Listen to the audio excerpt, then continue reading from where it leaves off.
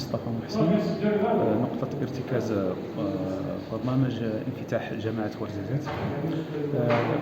في هذه الورشة اللي هي من سلسلة ورشات التشاور العمومي، هي كتكون الورشة الثانية من سلسلة هذه الورشات، بحد الورشة الأولى اللي كانت خاصة بالإعداد المشترك لمسلسل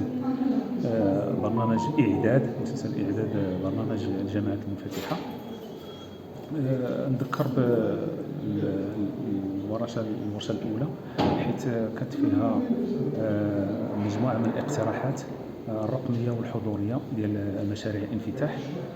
كان العدد ديالها تقريبا 54 مشروع.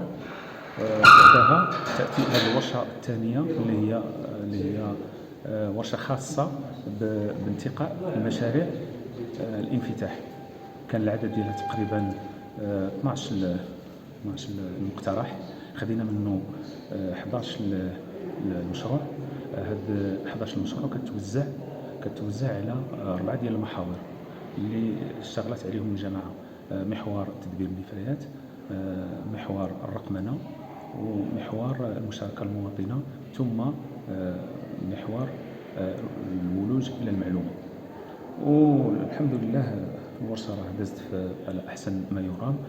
كان فيها تفاعل، كان فيها واحد الجدية، بحيث أنه سمحت لهذا الحضور فعالية المجتمع المدني والمصالح المركزة ورؤساء الأقسام ومصالح الجامعة، سمحت لهم باش يعطيو الملاحظات ديالهم حول هذه المشاريع المقترحة، ومن أجل التجويد ديالها وقياس التتبع وقياس الأثر ديال هذه المشاريع على الساكنة.